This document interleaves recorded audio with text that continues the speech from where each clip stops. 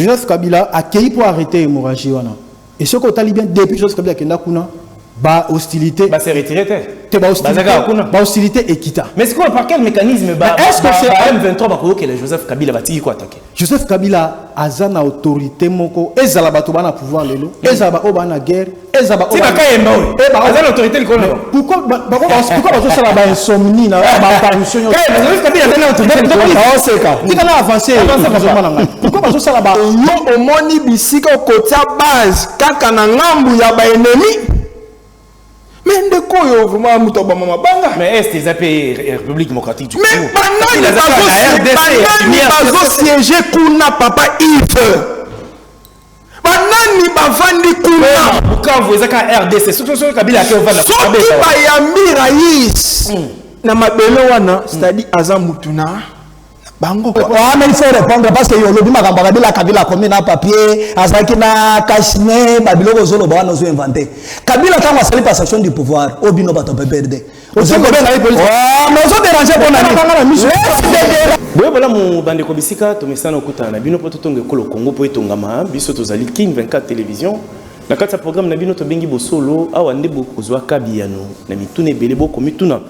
Na kotambola ekolo Congo tolobaka kezali ekolo kitoko etonda kitaba mayele pe bonya boye bana mu bana mboka ndenge boyebi actualité ezali mingi dominé pe na ekolo Congo na ba sanction oyo ekolo Amerika euti ko infliger Joseph Kabila okambi ya ekolo ya kala ba ko reprocher ni na Joseph Kabila parmi ba reproche ba ko sala yi ba ko loba ke Joseph Kabila ye nde azali ko semer instabilité na monyele ekolo Congo na soutien financier et matériel au ya kopesa na batomboki ya M23 pour baboma bayiba ba créer zizani na kati ya est ya République démocratique du Congo yango ba betie ba sanction na bango o ezali ko kendeti na ko simba na bozui bomoni ya falanga ya Joseph Kabila yango to komituna ba sanction ya ba américain yango penza nde ezali kolakisa ke tozali kokende na bosilisi ya bituma ya moyele ya kolo Congo biano bokozango na mituna tokotuna bao bandimi mbela po bapesa biano na mituna na biso toko lobela pel kambo etali formation ya gouvernement ya sika est-ce que tokobika soumino 3 yem tokotika la première ministre to esengeli to tokobika elongi ya sika oyo kokumbela gouvernement oyo kobima ndenge masolo ekobitama déjà bandeko toyambi bao ba ndimi mbela na bino po bapesa biano botika na esengo toyamba mwana mboka Jérémy Hassan Mbuyamba mwana mboka Jérémy Hassan Mbuyamba azali acteur politique ya opposition po boyebi elongi na ye na kati ya PPRD lingoma politique ya Joseph Kabila il y a Emmanuel Ramazani Shadari, il y a Obama Minako. Mais le Congo est écolo nangai. Na côté de madame Sikate, sengeli na zonga na mboka. Po asa bi makina ya pimboka kake. Abi na zongi na kendo lobele écolo nangai. Mwana mboka to ambio nese mona boso. Merci Ndeko Yves.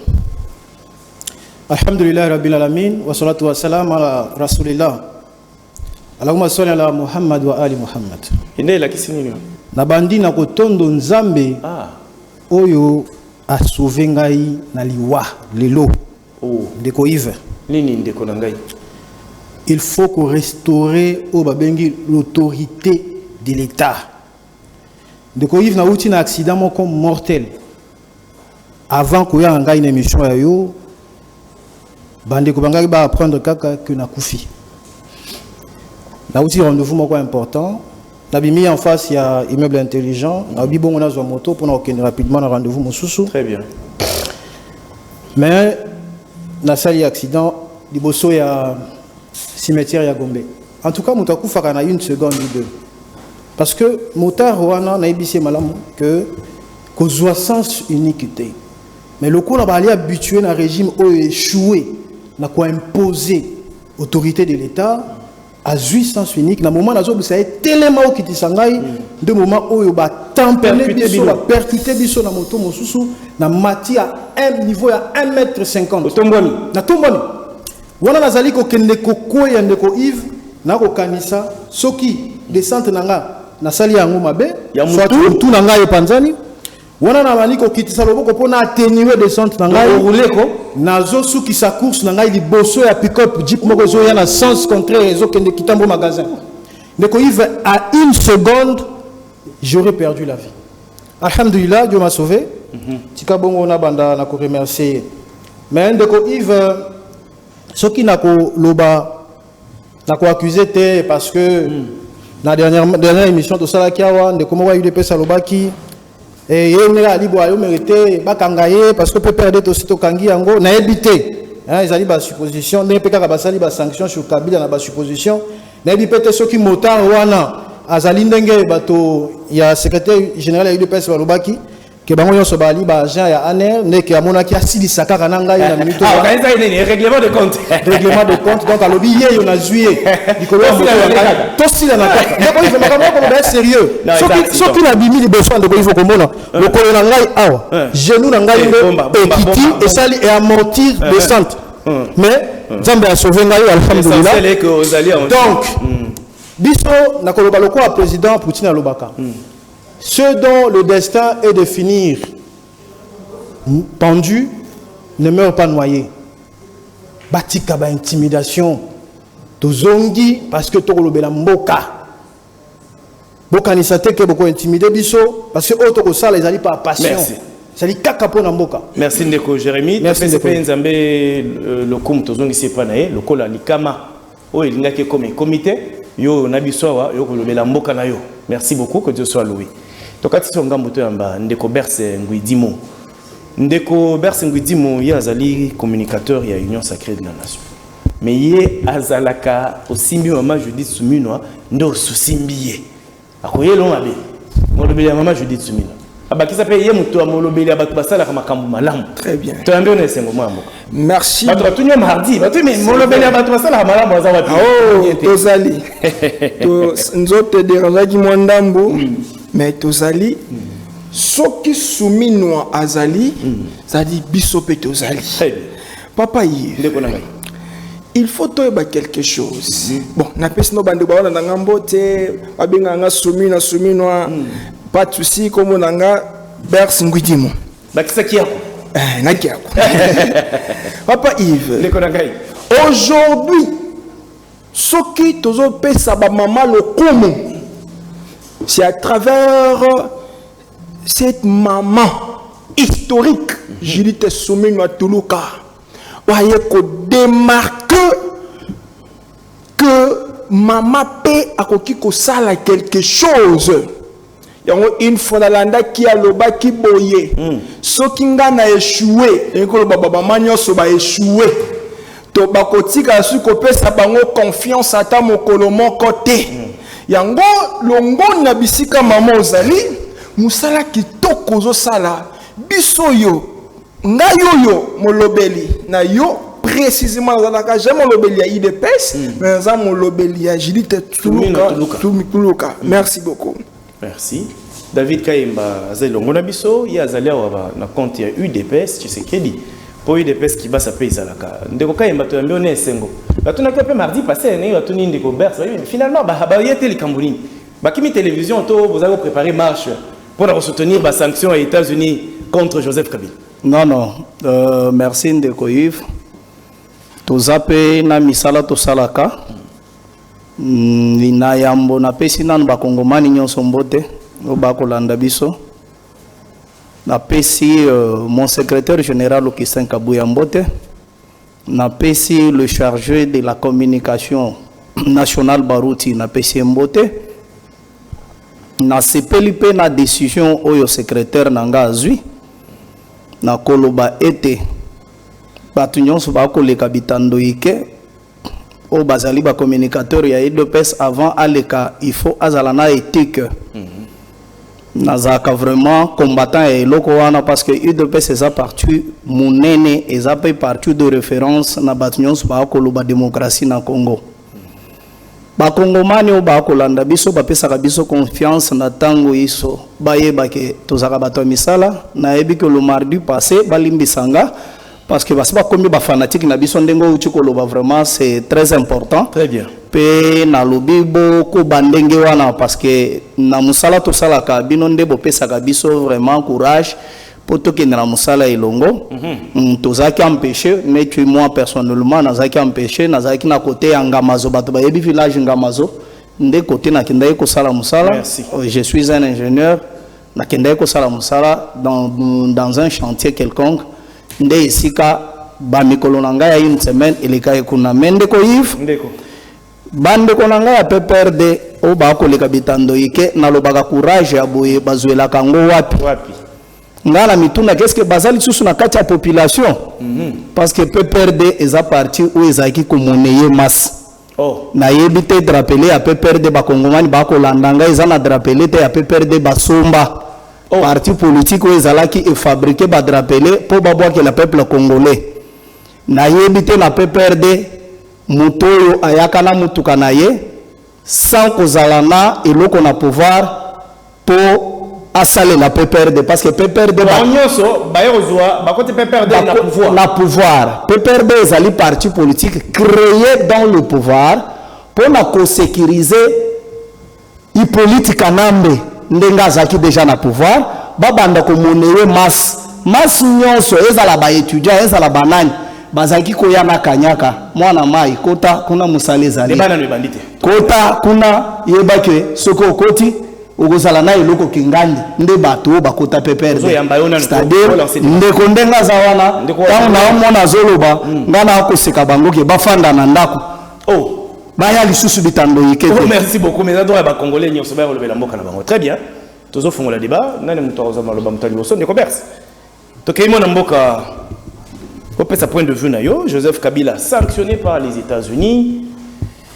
Est-ce que tokoki koli qui a été ndenge bandi boye tokumo kinde na ko recouvrir kimia to esengeli kosala lisusu mwa mingi koleka. To ba msusu bazo kanisa que Joseph Kabila ezali injustement nde azali sanctionné soit encore aux sanctionné yemo te singeli singeza la mamla. Point de vue.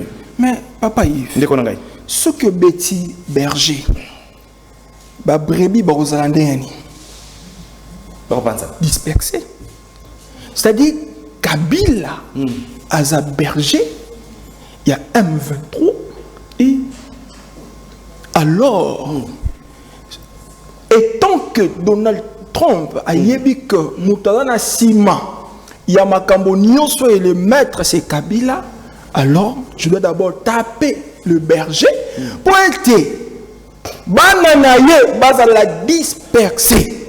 Papa Yves, Nyonso a dans le Belakala haute diplomatie. Il y a Félix Antoine Tshisekedi et Maman Judith Tuluka Souminwa. Moni bio la ban. Eza bio moko nzamba tinde la biso. Tango nyonso bat baza koloba ete o diplomatie saline Kabila bandi kolani papa Yves. Nga bato PPRD. O bazo benga ngaya waki Kabila zolela. Donc sanction il y a Joseph Kabila soto ki malamu ezali fruit ya musala ya diplomatie. Ya haute diplomatie ya Judith Tuluka Souminwa. Ensemble na corps gouvernemental na ye. Alors maman bisiko za longonya yoka tozoyo balobini sanction des trésors américains contre Joseph Kabila. Pas personne ba mingi oh sanction les années l'autre côté Bibo ko sanctionner muto azara ni banque ba transaction ni kuna États-Unis ça l'autre. Ba américain baza parmi bato yo baza mieux enseigné que les gars pays misusu. Ba yebi ke Kabila azana l'hôtel, asala l'hôtel et ba frapper kaka côté où ça la passe. Oh côté ni côté à mon solo papa Yves. Ba balobini ba kangi ba place nyonso atiaka musolo. Akoyi ko collaborer ko ça va faire là bas américain tout ça. Yo le seul sous passe $6 dollars américains. Ah yo mais donc $100 Joseph Kabila $6 américains a violé la sanction. A violé. C'est pas possible. C'est-à-dire, à Simba, est-ce que Rwanda na franc, na style franc rwandais, je crois bien. Et non, quand aussi marca, franc, ceux qui font ni franc, il y a Rwanda. Ah, ça, il y a la franc congolais. Ah, il y a ça congolais. C'est-à-dire, papa Yves, D'accord. sanction Oyo, Joseph Kabila Azui, c'est la haute diplomatie. Il y a Judith Toulouka Souminois. Merci. Alors, gouvernement Souminois, l'ongoni abitika bozali, papa il faut que perdre le maman aussi côté. Pour être makambo ça, ils ont monana. Bah voilà, c'est ça avec président Félix Tshisekedi. Ils ont bota ba fruit na yango zo la sanction Oyo contre Berger, il y a M23. Merci beaucoup. Jérémy Hassan Mbouyamba, Hollandi Ndeko Berse, Nabokebi Nabandi. Joseph Kabila, autorité morale Nabino sanctionnée par les Américains. Tozo Kabino, Bokoloba, ils allaient sanctions injustifiées. Pourquoi il y a deux parties en face? Pourquoi seulement sanctionner une et ne pas sanctionner l'autre? Mais ce qui nous a tiqué encore davantage, c'est que UDPS, ça marche pour nous soutenir la sanction américaine contre la personne de Joseph Kabila. Et plus loin, balobi et kokina nute, sengeli bati à maboko, bakanga Joseph Kabila. Ndeko, yo poso partager à vue que Joseph Kabila est innocent dans katia makambo, ba sanctionner injustement. Merci Ndeko Yves. Ils ont là-bas penseur moko baloba, la politique ce n'est qu'une façon d'agiter les peuples avant de s'en servir. Et moi j'appelle ça la politique politicienne. Ngai awa nayaka ko sombe kitinya makanisi naka ko pesa makanisi soki moto azwi parole pour abenga Joseph Kabila Kanambe to abenga Joseph Kabila étranger azali muto nano a élevé niveau à débat politique na été nakotanga article 8 de la constitution. L'opposition politique est reconnue en République démocratique du Congo.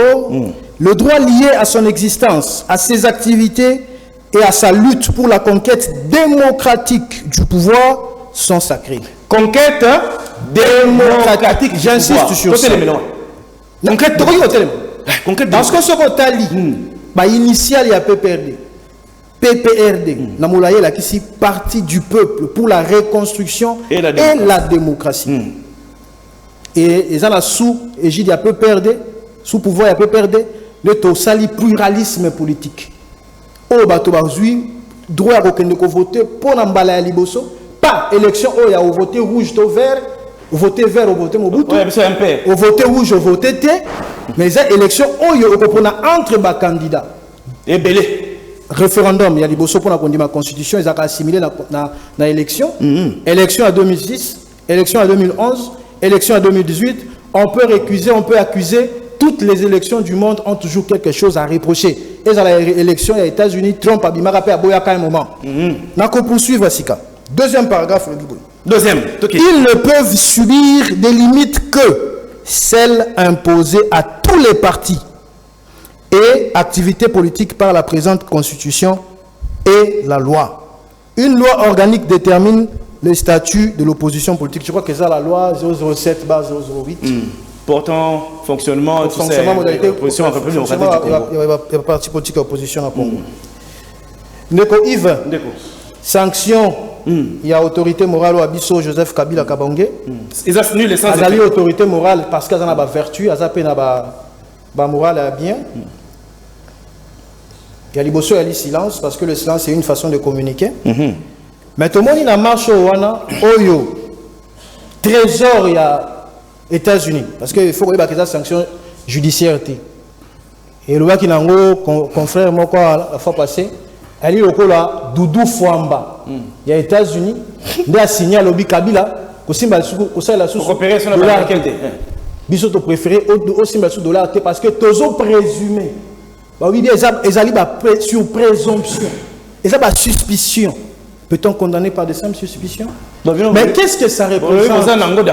Mais qu'est-ce que ça représente? La sanction wana.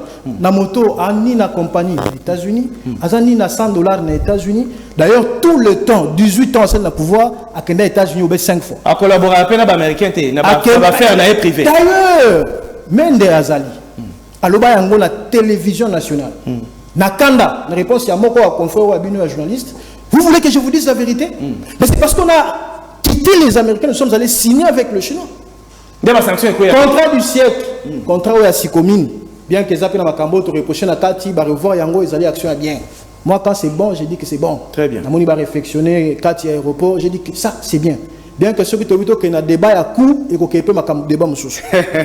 Même dans le lobby, c'est parce que nous avons quitté les Américains, nous sommes allés en Chine. Et quand vous voyez un dirigeant africain applaudi par les impérialistes, dites-vous que intérêt à peuple les a sacrifiés. À l'hôtel des intérêts. Donc, Joseph Kabila Azali, victime. Azali victime d'un code minier en place. Azali victime. Pardon, il veut la citer. Et puis, il y a contre deux personnes. Et ça va temps d'antenne.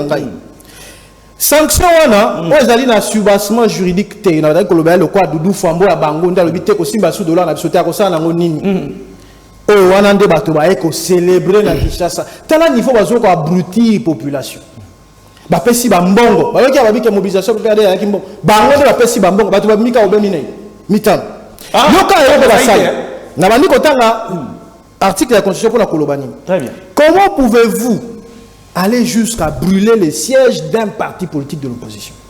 Au moment qu'il y a eu des pèses tout le temps, les qui sont dans l'opposition, ils n'ont rien appris de la démocratie. Il faut voir la déwana et la démocratie. Intolérance, c'est ça. Il y a eu des pèses. Intolérance, la makasi. Et ceux qui ont été. Balobi, Bazo Senga, arrestation internationale. Oui, arrestation. Donc, Bazo ne comprend même pas qu'il n'y a aucun jugement. Ceux qui mis tout à partir, Bazo réfléchir bongo. Quel est, en tout cas, le sort réservé dans les militants il c'est vraiment ridicule. Hassan Bouyama Totondio. David Kayem. Oui. Comment Bino Bokoki Kobuma on a une allégation, on a un propos et un décoration dans le lobby, Bokabola Kimisolo. Bato biso to moni na balabala wana Bokabola Kinde Misolo. Babimaki en âme et conscience pour soutenir cause et UDPS. Papa, c'est une première. Tout le monde a un parti politique abîmé pour célébrer la sanction contre un citoyen congolais aussi. Parce que les Congolais vont retenir une démarche. Merci. Par rapport à sanctions contre Joseph Kabila. Alors que sont des sanctions qui n'ont aucun effet. Parce que Joseph Kabila n'a pas américain va coopérer. Et puis, c'est là où injustifié. Mais bien, beaucoup ça, en fait. Ndeko Yves, ngana zana isengo makasi. Et d'ailleurs, nazali ko sambela ki na débat ya boye ya sanction à Joseph Kabila bako lukelanga te mutope perdre azala. Bako Joseph Kabila bazal. Moko na bango yoyi. Lorsqu'il parle, il a évoqué même des articles. Na évité ceux qui à mettre avocat ou bien comme tout Congolais qui se respecte, il faut ayeba mobeko. C'est très bien. La conquête du pouvoir. Du pouvoir. Oui. Par des moyens démocratiques. Oui, oui. Lobby. Mais ce cas à la avocat na lingana benge mandarine. Oh. Oui. Ce cas à la avocat na lingana benge mandarine. Aza avocat. Mais il a lobby ce cas à la avocat na lingana benge mandarine. Oh. Pourquoi? Pourquoi? Dans l'attendue article 8, à qui est l'article 9T. Article 9 l'État exerce une souveraineté permanente, notamment sur les sols, les sous-sols, les eaux, c'est-à-dire l'État a tchaka bokasi na yena makamignon son ayo population. C'est-à-dire l'inko lobate ke bino ba to perdre temps bofandi na mboka oyo Congo, boko banda, boko tisinya munyamu, boko tisese na renseignement. Bozo sala renseignement na batomboke bazo bon peuple congolais na est pe makila ba congomani zotanga mingi ndeko Yves. Si ce monsieur est congolais, monsieur ni mais c'est ça. Mais vous avez l'ongimo. Non, toloba. Vous avez congolais bien sûr. Tous ça ba congolais. Mais tous ça ba congolais musu ba mbenga bazo Barcelone. Na répéta que loko na tango iso na plateau. C'est-à-dire, c'est ce qui fait dire que nous avons des Congolais mais qui ont la mentalité rwandaise. Pourquoi? Chaque jour, ils ont la makila ou ils ont tanga ba Congolais na est, na nazo pesa musolo, i politique nambe. Tant que zo benga i politique nambe, il prend ça à la légère. Nous parlons que M23 est l'aspiration de tout un peuple. C'est-à-dire, batu babomi Congolais, ba violer. Bah, n'a pas. En tout cas, ceux qui peut-être bateau baoli a fufu dans la Kinshasa ba fandi na babar ba ombe la masanga mais bateau ba fandi na ceux qui ba biso souffrance ba ko mona ndeko akolo ba biloko azolo bate Kabila c'est un assassin ya kokosa kabiso tango iso azaki na pouvoir pendant 18 ans musala na ya kobeta mitendo na ko se distraire na mutuga un chauffeur tout fait qui n'a pas fait un travail pour les Congolais, alors qu'il y a des sanctions, il y a des Rwandais, à quoi ça dit ça? Le cola, à Zala qui constate la moussala, ça dit à quoi ça dit ça de vigilance qu'il y a par M23, nous avons des Zala qui démêchent avec le M23. Voilà aujourd'hui, nous avons le Boko Nassak, Bakangé le Boko Nassak. Parce que lorsque le président de la République, Félix Antoine Tshisekedi Tshilombo, que le patron il y a M23, c'est Joseph Kabila Bato Bazaï Koboya. Mais aujourd'hui, c'est la superpuissance, les États-Unis. Et d'ailleurs, dans le plateau, ils parlent ça avec légèreté. Mais pour les sanctions, on a fait ça. Il ne sait pas la force des États-Unis. Il ne sait pas la force des États-Unis. Parce que le monde entier, même les Chinois, ceux qui posent la monnaie, pour monnaie, pour opérer dans le Congo, il faut que la transaction en dollars. Si on a gouvernement congolais, ceux qui ont réussi, on a la transaction et on a la salaire Congo, transaction on a fait ça en dollars. C'est-à-dire ceux qui ont une économie na bango, on va convertir en dollars. Pour y aller en Congo. Ceux qui réussissent à la monnaie, à convertir en dollars. Mais Américain, le but c'est très dangereux. Et bien, tant l'Amérique.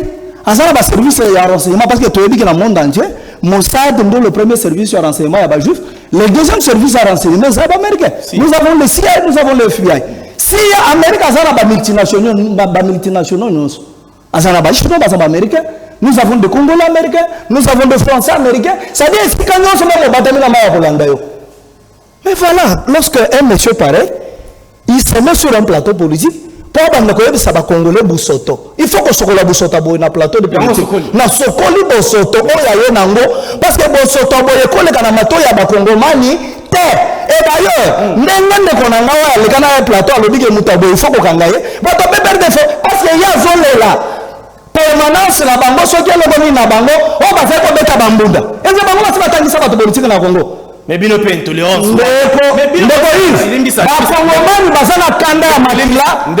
Ils ont justifié, s'il te plaît. Kanda ou pas Kanda, ils ont justifié destruction. Il y a bien privé. Ils ont intolérance. Concadré, je mets ma main à couper. Je soutiens ça avec ma réflexion. Réflexion dans les abois. Justice la biso tango condamné Kabila. Kabila est condamné à mort. Ok?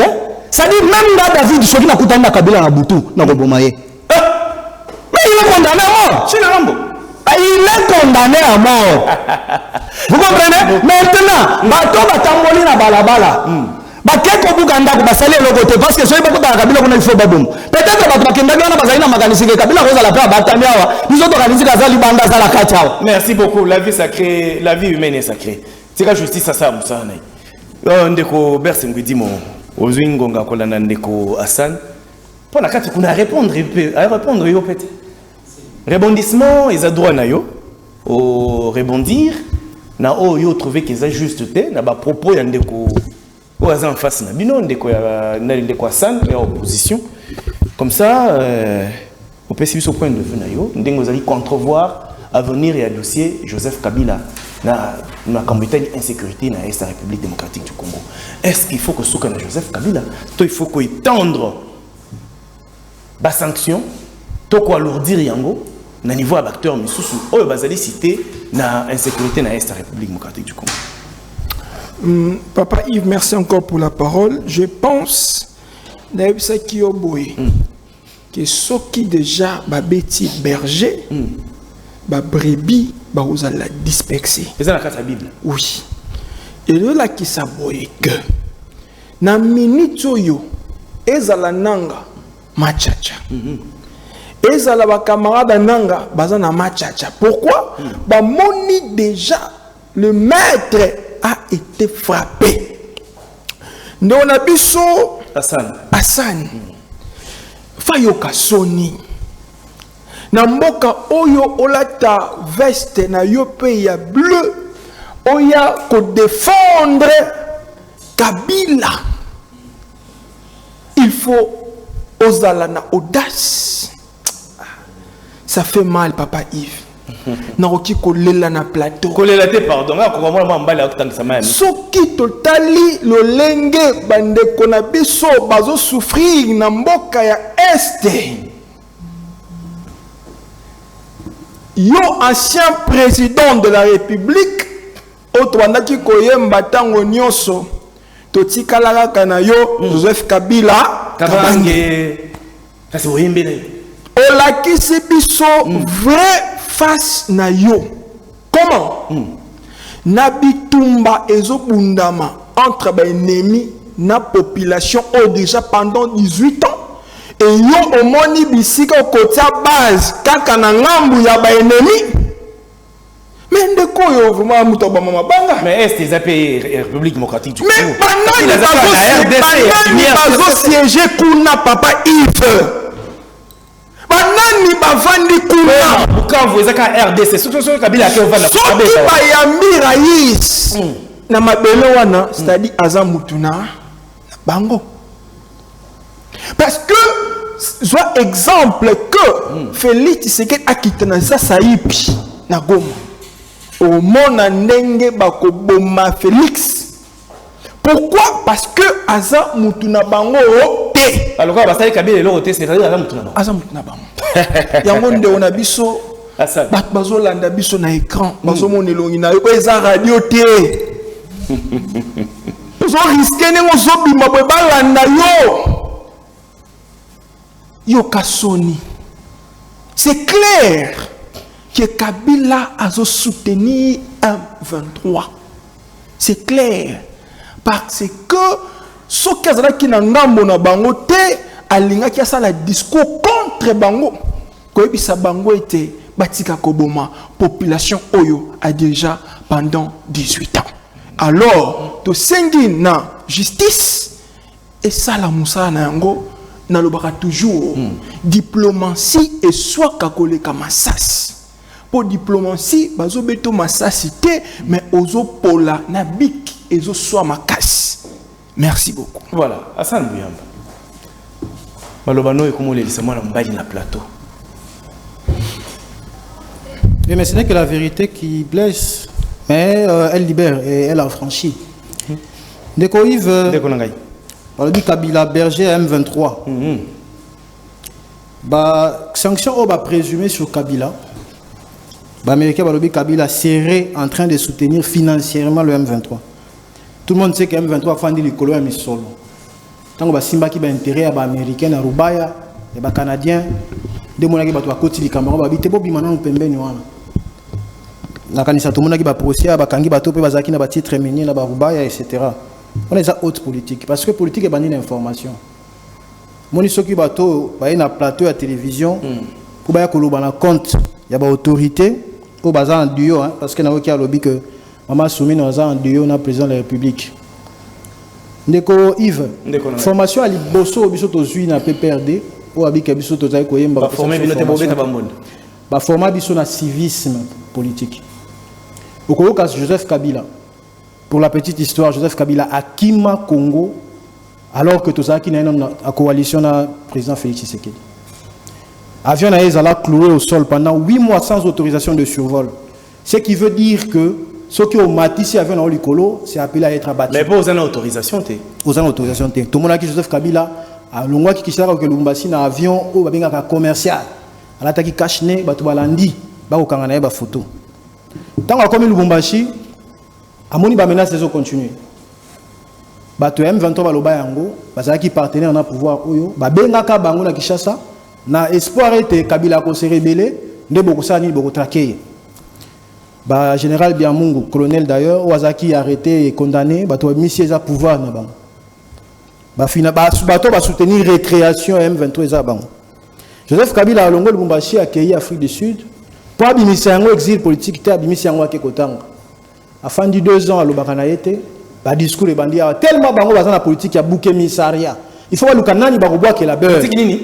Politique ya bouc émissaire, ya bouc émissaria. Donc soki bango bamoni esika o simbité Kabila. Esika o simbi. Donc ba ko mona les lignes Kabila la makambo. Mais biso to na politique o batangisa biso ke siko ali malamu tondima. Pour preuve, au moment que l'éducation à Joseph Kabila en kati na biso. Joseph Kabila malgré nous soit à subir comme injustice, quand il prend parole pour la première fois, bien que bango ba comme que non, il est appelé à la réserve, mais ce qu'on a dit discours naé Joseph Kabila appelle le président Tshisekedi président Félix Antoine Tshisekedi. Il dit que le problème de la RDC, c'est le président Félix.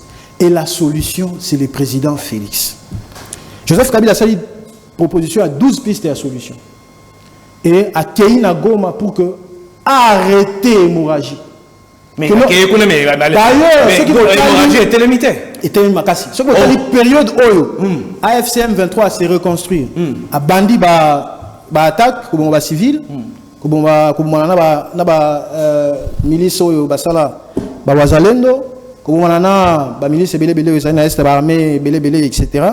au cas ba service de sécurité ne ba yebi na linga rapidement ko ta trop makamba service de sécurité té na sana victime au lobaki on est bandé l'émission que na bunga ki 3 ans na sana victime na makambo tali sécurité ya mboka oyo naza homme politique na yebi on azolo Joseph Kabila a accueilli pour arrêter l'hémorragie wana.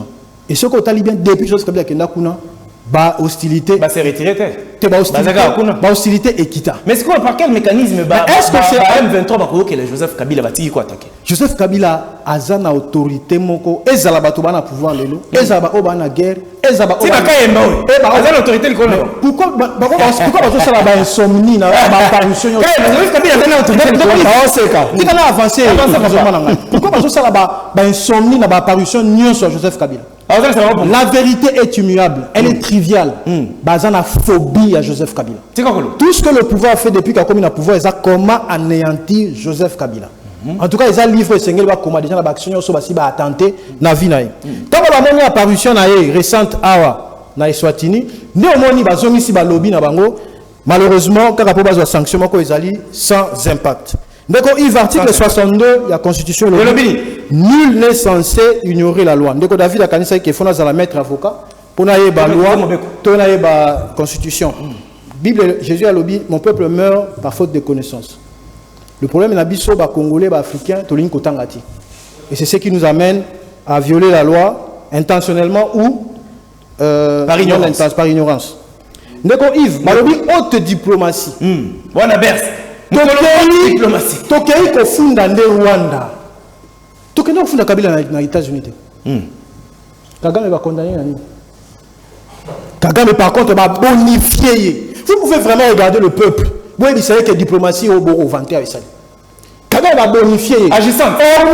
Hormis le fait que RDC et reconnaître que Kagame y a ça la incursion na RDC kaka pona Rwanda ba FDLR au biso to ko héberger. Oh, tu as signé le devoir. Tu as signé le devoir. Il y a un kanga bango. Tu dis d'accord. Tu as kanga bango. Tu as kanga bango. Tu as kanga les mesures avancées na yo. Mais ça signé la population face.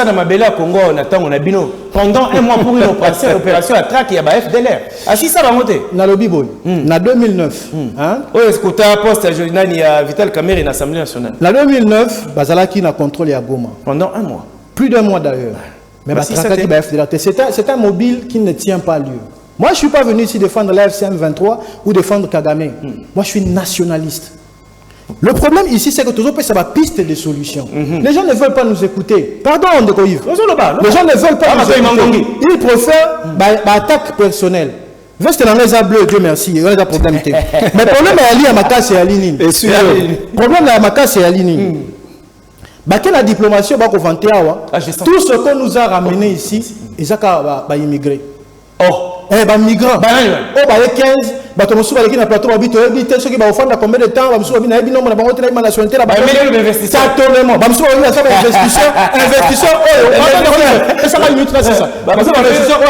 architecte, permis de travail. Merci. Yves. Ceux qui s'assoient parce qu'il faut compter un deuxième thème. Bisso, Congolais ont réfléchi de manière impartiale. Donc, ici que ça, peuple, gouvernement a sanctionné le peuple à Est. que Kabila a le droit de toucher les sous-dollars. On a sanctionné les américains. Mais par contre, le gouvernement a essayé de sanctionner le peuple. Est-ce que le peuple est à toucher franc congolais? Est-ce que le peuple est à toucher le salaire? Est-ce que vous aimez vraiment ce peuple? Tout à l'heure, au lobby Ango, que Kabila Kiti pas na bango. Donc, pour la bino goma, et comme il y a bateau moussou, comme il y a bango. Merci. Ça, c'était un langage qu'il faut bannir. Et aussi, Yves, pour vous chuter, et le secrétaire général, il y a eu des pêches. Là, Tala Bango en foule, ici Bango, Kabila est sérieux. Kabila est sérieux. Et il a regardé, parti de l'opposition, et il a regardé, il a péci au pouvoir. Donc, Yves, Kabila condamné à mort. Ngaï David, ceux qui n'ont coûté rien à Kobomaï. Vous voyez ces discours, on va péci bateau droit à coller la TV pour nous. Merci beaucoup. La promotion à violence. Et je termine par ceci. Arrêtez, tuer les révolutionnaires, mais vous n'arrêterez jamais la révolution. Merci. David Fay. Ndeko Yves. Naza esengo makasi. Ça réaction 3 minutes parce que faut qu'on ta deuxième thème. Ouais. Mais na 3 minutes na nazo boucler. Les endroits na yo. Oui, je suis en train de boucler maintenant pour na bete bayana. Parce que ngala benga ngo bayana. Comme ça yana. Comment ma c'est-à-dire atalanga bien caméra est fixée bien pour na bete bayana. De combien batala kayena parce que tu pas même ça betalanga yi. Mais nazo bete bayana. On est là pour le banana. Betalanga est en face. Na lobby je te regarde en face. Et là va liboso. Kabila avant à côté pour à côté la bonité. Mais nazo talo. On va me déranger. Laisse-le déranger. Asam tolérance, le besoin. Tolérance, le besoin.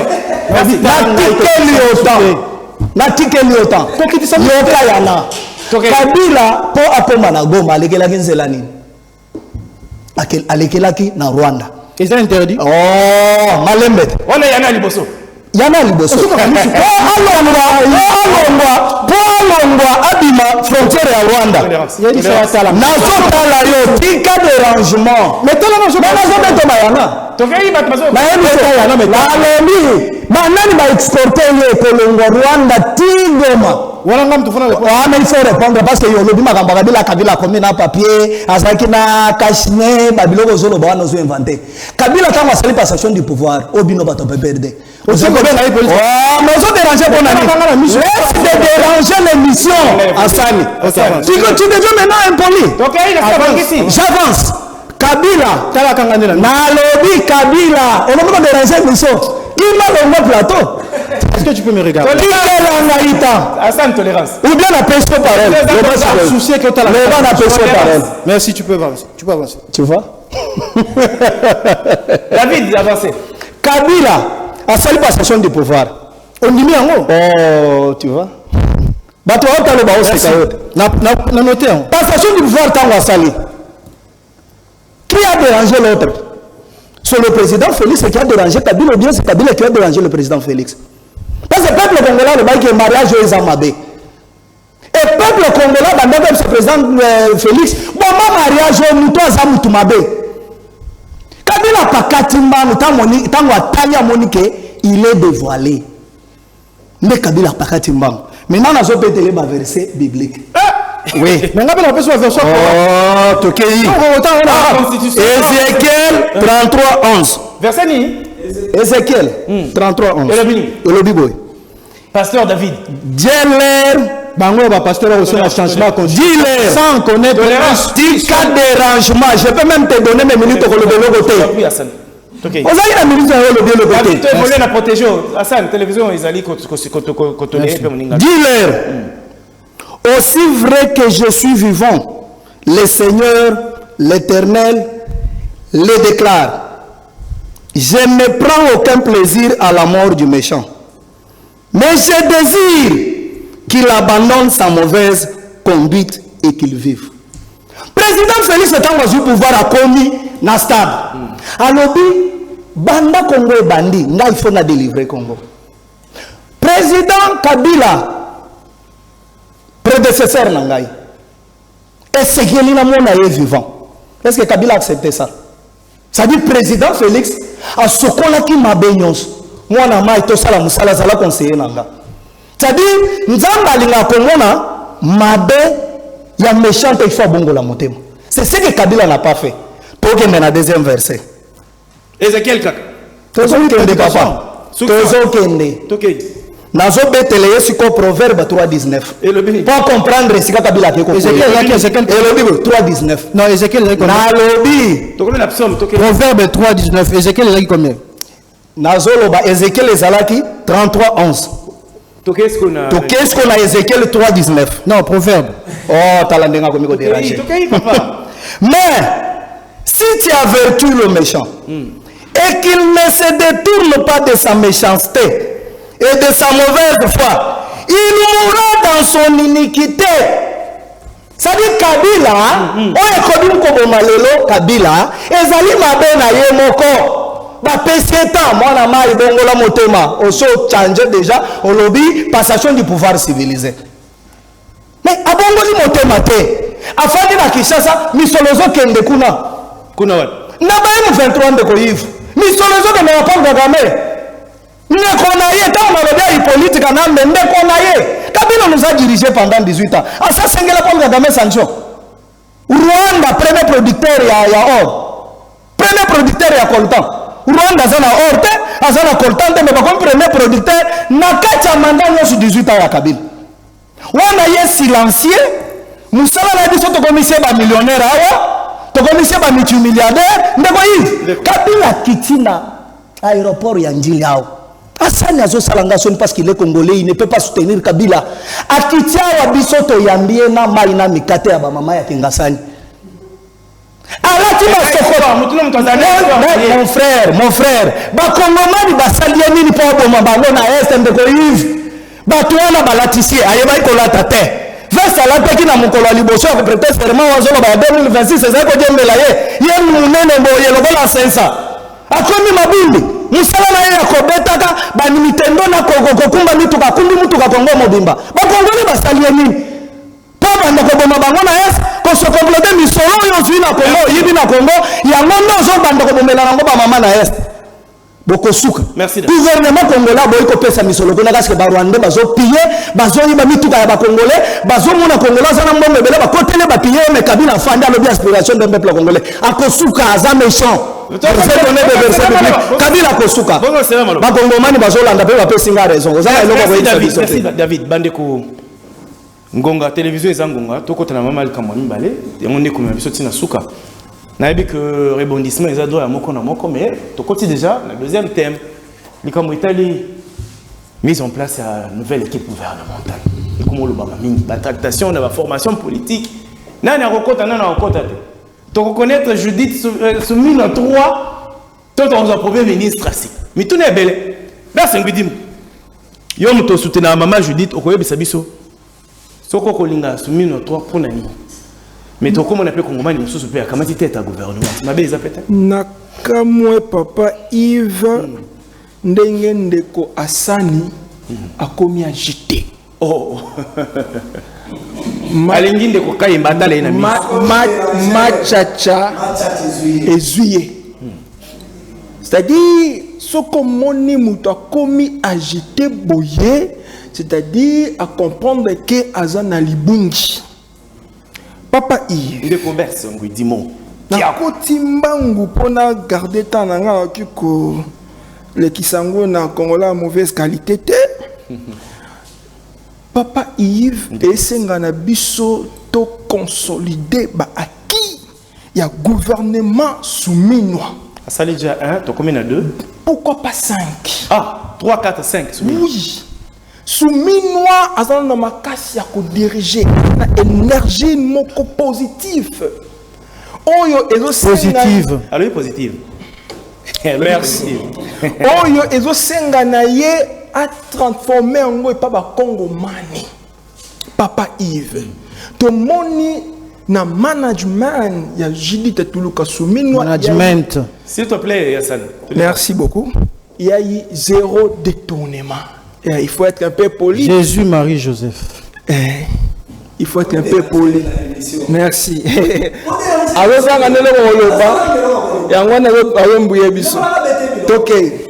y a eu 0 détournement. Au contraire, non, comment la ministre Matata Pogno au travail qui nous a fait Kabila, il y a eu plusieurs détournements. Je te soumis dans tout le cas, il faut tout garder encore. Les loyaux à maîtriser taux de change. Les loyaux, solde, il y a des policiers, il y a des FARDC, ils ont augmenté. Les loyaux, stabilité, il y a carburant et kiti dans mon solomo ko ya muké. Les loyaux, gratuité d'enseignement primaire, où ils ont la kisake, ce qui les loyaux, to reconduire, je te soumis dans tout le cas, ma cambra bien et sali. Félix à toi, tu sais qu'il dit, papa, il faut te garder encore maman, PSA est soumis dans 3, pourquoi pas soumis dans 4, pourquoi pas soumis dans 5. Parce que tout le monde a eu et belé à trophée pour mon salaire à malamou. Même à niveau international, même à niveau national, on a des recherches dans a eu des trophées majeurs lors de la 8e édition du trophée Congo. Ils ont reconnaître leadership, ils ont reconnaître travail à malam, trophée Congo. Comme tu dirais, on ne change pas l'équipe qui gagne. Oui, on ne change pas l'équipe qui gagne. Papa Yves Tikangana Loba, trophée Congo, et reconnaître que c'est une femme historique. Il y a un pesa qui est des trophées majeurs. Oh, sous le temps, il y a un trophée dans Mokila Libanda et l'équipe est belé. Eux, la saké, souminois, ils ont mérité avant dans la Kitsuana pour être dans ma caminée, il y a que ça là, dans le gouvernement. Merci beaucoup. Merci beaucoup. Il faut que vous ayez réagir. Les adroits, mais les camarades du gouvernement, ils ont compliment. Ils ne payent pas de dialogue. Mais comment vous voulez pour dialogue, faire le dialogue et cause à la Mexico et on était et vous en avez. Monsieur Yves, bateau, ils habitent sur la mathématique. Les hommes mentent, les femmes mentent, mais les chiffres ne mentent jamais. Nakana, bitu dia kosa li sabato exercice soit il est simple. Tozwa mo l'infini ali kozonga na sima. Origine de ali point 0. Et puis toi on a plus l'infini. Moto oyo Joseph Kabila aye akuti nyongo oyo Mobutu a defaka. Toza poli tanga zoloba, to vandi kemia. Merci. Je vous en remercie pour ça. Parce que ça court. Loba non, ozoloba bo salité. Makambotango ali ya malonga. Ozoloba bo salité pour écouter. À côté, il y a 14 milliards. 14 milliards au Congo et de Fakatan aux Alaka Zahir, pour Etonga, Palais du Peuple, pour Etonga, Stade des Martyrs, pour Etonga, Pont Maréchal, pour Etonga, même Inga, barrage à Inga. Mobutu a fouti à Moti. Na excellence Adolphe Mouzito, net pour foutu à Nyongwa, sous Joseph Kabila. Kabila fouti Nyongwa à 14 milliards. Donc, tu as comme un point d'achèvement, tu as comme la mathématique, na point 0, origine. Tu atteindre point 0. Tu atteindre point 0, tu bandi va avancer. Tu comme ba réserve en change, tu comme ba salaire des enseignants et des fonctionnaires attend na budget là qui 4 milliards. Beaucoup de budget na mokili mobimba est déficitaire, c'est-à-dire tant ba énonça ka yango, et ça ba prévision budgétaire. Très souvent ba yango tende ba réalisaka. Ba to ba na système ya kokosa o ba bengi kadiosha na monoko mboko ya ngai chiluba. Donc Balobi Awake, Ézéchiel, Proverbe verset 3, chapitre 3, verset 19. Le méchant.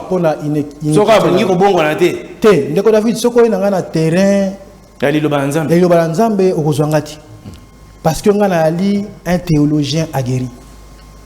Iniquité et péché universel. Ça n'a rien à y voir dans le contexte où il faut recontextualiser pour que on présente Kabila le quoi à Mosumuki. Alors, détournement 0. Avec Soumino. Avec Soumino. Mais Constant Moutambatende a qui solo ya détournement dans le gouvernement Soumino. Est-ce que Zangaï Jérémy Hassan, membre de l'opposition? Est-ce que Ezali Excellence Nicolas Kazaditeo Ali Lelo honorable n'a sali ba révélation na émission moko ya conscience na bino moko o le ba mi cœur ouvert donc émission là soko le qu'il faut fongola motema pour loba tant on a collègue kuna la ko fongola motema ba congolais ba na biso et ko sala au service de sécurité ko kanga kangi en tout cas na sina kufi na za suna lo ko perdre na sina raté liwa lelo na sina kufi je considère ça comme ça. Alors on fait des projets dans ces pays, les financements arrivent, l'argent arrive, mais on se les distribue. Au PCT belé papa Yves. Non alors on se les distribue et on dit qu'on va réfléchir après. Et où tu as monoko ya moko ya ngambo ya bango et puis on a cela qui argenté à pays d'aité talasika pays elongwe na point zéro na ba avancement na ba réserve et comme il a plus de 15 milliards de dollars mais on appelle ça réalisation. Ça c'est triste. Et ce qui wana te tango bande ko ba koloba likambo ya passation pacifique ya pouvoir ya Joseph Kabila. C'est ma bien de bébé Saki. Après si Fachi était sincère avec vous. Fachi était sincère avec vous. Oui. Je vous ai relaté la petite histoire comment Kabila Longambo. Joseph Kabila est la première, s'il vous plaît, Joseph Kabila est la première personne qui a imposé le respect du président Félix Tshisekedi dans Kanaé, la FCC. Parce que, figurez-vous, les autres ont commencé avec l'idée que Kabila est éternel, Kabila sera là, et c'est Joseph Kabila qui a demandé que Azala. Mais Bango à l'époque. C'est pas fini. À l'époque, le conseil des ministres, les alliés, ministres, la FCC, s'il vous plaît, une formation politique a le droit de se réunir et de réfléchir. Mais pendant qu'il y a le conseil, pendant qu'il y a le conseil, non, ça je ne tolère pas. Je ne pense pas que ça soit le cas. Mais aussi, pardon, on déconne. Là, c'est ça. Mais aussi, s'il te plaît, parce que ça, c'est un sujet au Togolobel. On doit conclure. Joseph Kabila, son comportement, tout le monde le sait. Et jusqu'à aujourd'hui, il appelle le président Félix Tshisekedi. Tout le monde le sait qu'il était devenu photographe. Il est allé prendre sa place au Sénat. Joseph Kabila n'en avait plus rien à faire avec la politique. Il regardait et il voulait conserver les acquis. Mais il a vu une nation en danger. Oui. Alors, la proposition n'a pas de alors, tu touché un pacte républicain. Quand on va mettre vœu à changer la constitution. Mais quand il fait ce que la constitution, tu as dit le 18 février 2006, tu as vu un sous makila bato etanga. Kabila lobaki. Tu as vu un Kabila lobaki. Oui. On a dit la vidéo. Tolérance. Souci na bino, s'il vous plaît, ne pas Sauf que souci na bino, ezali. Sauf que souci na bino ezali à réviser la constitution. La constitution ne vous empêche pas de la réviser. Vous avez. Merci beaucoup. David Kayemba. Merci Ndeko Yves. Ndeko Alobi n'a dérangé été. Ma côté vraiment na eloko moko esengeli azwa bik na PC matière. Eh oui. Alobi boy, alobi. Comment na kiso bikazu? Zoa matière Ndeko Asani, alobi boy. Les hommes mentent et les femmes mentent, les chiffres ne mentent pas. Félicitations. Kabila zokota na pouvoir na 2001. Akuteli biso monnaie na biso. Na centime, ce sont les chiffres qui ne mentent pas. Et avec 500 francs, comme la dernière monnaie, la cross coupure, c'est-à-dire cross coupure, 500 francs. Ndeko Yves, chiffre est consacré. Kabila limousse le biso centime. Ndeko Hassan, comment? Kabila bandit de 2001, hein? Tito comme 2018, 2019, ça là. Remise de reprise, le président Félix Antoine Tshisekedi, on a en tout cas un missionnaire au Congo. Kabila quitte de 500 francs cross coupure à autre que le 20 000 francs. Les chiffres qui ne mentent pas. Il y a des économistes qui me suivent. Hein?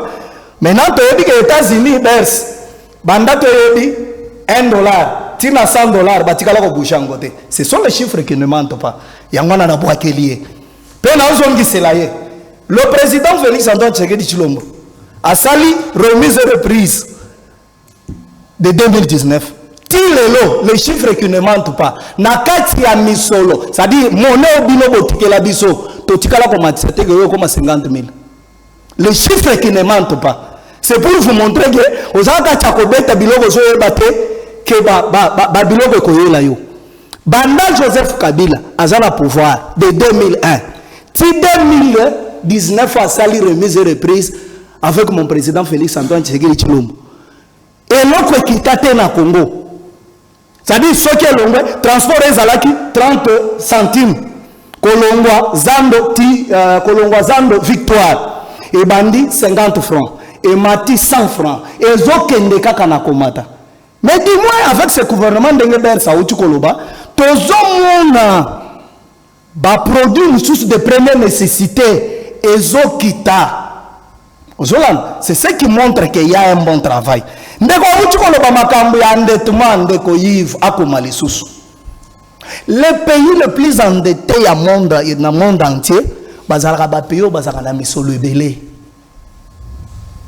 Kangango, soko moni ko mwe bandi ko 14 milliards lelo, yeba déjà que to komi ko mata. Na ba économie ça ba cause. Au monde na monde entier, France, aza pays où est plus endetté. États-Unis, aza pays où est plus endetté. Grèce, Japon, bazalaka ba pays où bataka bango ba pays le plus endetté. Beaucoup ça peuple congolais na biloko wana te. Parce que le monde est miniaturisé même dans le téléphone. Botika koko sa peuple congolais. Joseph Kabila libungu tulu. Musala na yo kokumba mutuka. Peki sibino ba ebi Joseph Kabila azongeli lutte politique pour niveau changer constitution. Politique ni na zongeli animoni makamyo so azere ko bi asala na nkoko ebimi na mpwasa ndeko Yves.